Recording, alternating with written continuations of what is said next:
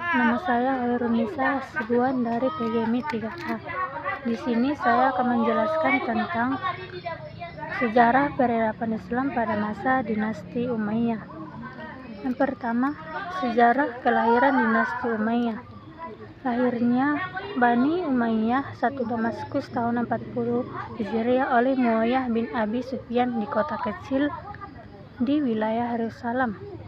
Diperkirakan oleh para pakar sejarawan sebagai sabotasi terhadap pemerintahan Ali bin Abi Thalib dari pemerintahan terakhir Khulafaur Rasyidin, karena pengangkatan Ali bin Abi Thalib oleh mayoritas masyarakat Islam mengganti Khalifah Utsman tak pernah disetujui oleh pihak Muayyah. Maka berbagai cara dilakukan oleh Muayyah untuk menurunkan atau menghancurkan Ali bin Abi Thalib dari pemerintahannya.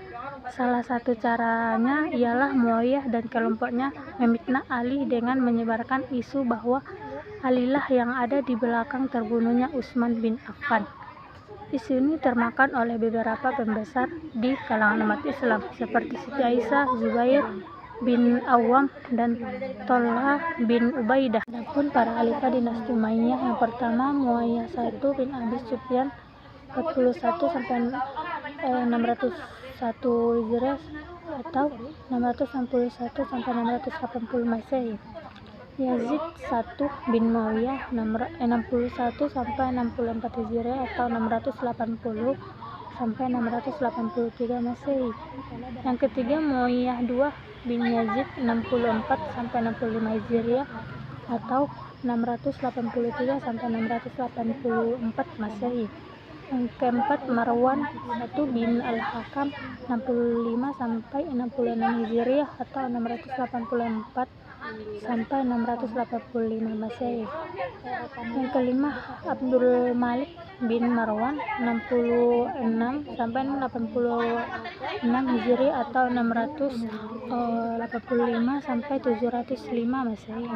Yang keenam, Al-Walid I bin Abdul Malik 86 sampai 97 Hijriah atau 705 atau 715 Masehi. Yang ketujuh, Sulaiman bin Abdul Malik 97 sampai 99 Hijriah atau 715 sampai 717 Masehi. Yang kedelapan, Umar II bin Abdul Yazid 99 sampai 102 Hijriah atau 717 sampai 720 Masehi. Yang kesembilan, Yazid II bin Abdul Malik 102 sampai 106 Hijriah atau 720 sampai 724 Masehi. Yang ke-10, Hisam bin Abdul Malik 106 sampai 126 Hijriah atau 724 sampai 743 Masehi. Yang ke-11, Al-Walid II bin Yazid II 126 sampai 127 Hijriah atau 743 sampai 744 Masehi. Yang kedua, Yazid III bin Al-Walid 127 Hijriah atau 744 Masehi. Yang ke-13, Ibrahim bin Al-Walid 127 Hijriah atau 744 Masehi. Yang ke-14, Marwan bin Muhammad 127 sampai 132 Hijriah atau 745 sampai 750 Masehi. Adapun orientasi kebijakan politik dan ekonomi, yang pertama, penaklukan Afrika Utara. Selama masa pemerintahannya, Muayyah bin Abi Sufyan telah melakukan berbagai kebijakan untuk memperluas wilayah kekuasaannya. Dilakukan setelah dia berhasil hal itu melakukan pengamatan situasi dalam negeri. Muayyah segera melakukan pengarahan pasukannya untuk mengadakan upaya memperluas wilayah kekuasaannya. Salah satunya adalah upaya penaklukan ke wilayah Afrika Utara. Upaya ini merupakan salah satu peristiwa penting dan bersejarah selama masa-masa kekuasaannya tahun 661 sampai 680 Masehi.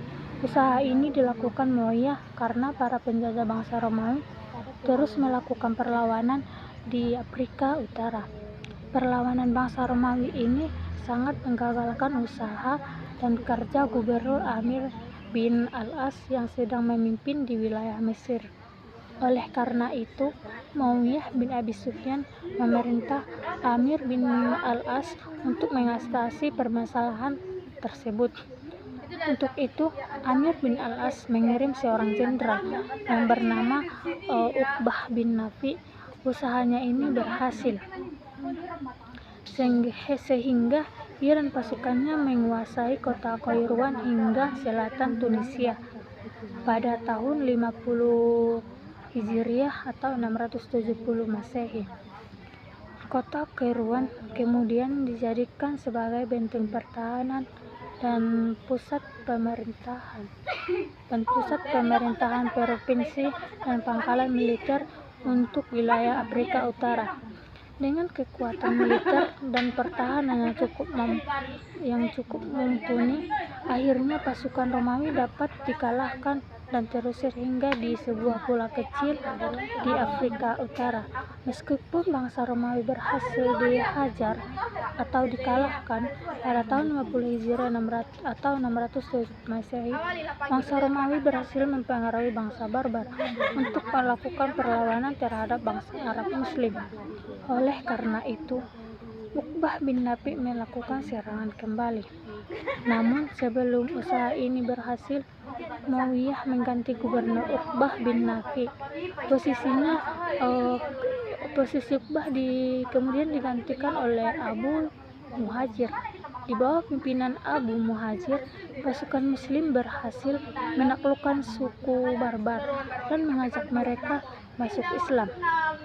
Yang kedua, penaklukan Konstantinopel. Salah satu ambisi Muawiyah bin Abi Sufyan adalah mengadakan penyerangan ke ibu kota Bizantium, yaitu Konstantinopel. Untuk maksud ini, Muawiyah telah mempersiapkan sebuah pasukan besar kapal terdiri atas 1.700 perang lengkap dengan berbagai peralatan tempur. Pasukan ini dipimpin oleh putra kesayangannya Muawiyah, yaitu Yazid bin Muawiyah.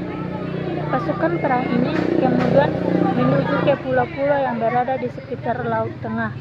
Pada tahun 53 Hijriah, pasukan Yazid berhasil menguasai pulau Rhodesia. Tahun 54 Hijriah berhasil menaklukkan pulau Kreta. Dari situ pasukan umat Islam terus melanjutkan perjalanannya hingga akhirnya berhasil menaklukkan pulau Sicilia dan pulau Arwen yang tak jauh dari Konstantinopel. Yang ketiga, usaha luas wilayah ke timur. Usaha perluasan wilayah kekuasaan Bani. Sejarah dan geografi ini kita berhenti sejenak untuk melihat keadaan secara umum 100 tahun pasca sang pendiri Islam wafat. Para pengikutnya memiliki kerajaan yang luasnya lebih besar dibanding dengan kerajaan Romawi pada masa kejayaannya. Yang keempat, Arabisasi dan reformasi administrasi negara. Arabisasi meliputi perubahan dari bahasa Yunani dan Persia ke dalam bahasa Arab dalam catatan administrasi publik serta menerbitkan uang logam anip. Reformasi budaya dan pertanian juga dilakukan Hajjaj. Lalu pengembangan tanda baca kritik untuk membedakan huruf Arab yang sama seperti surah, dhammah, fathah, dan kasroh. Reformasi ini dilakukan Hajjaj untuk menghindari kesalahan dalam membaca Al-Quran.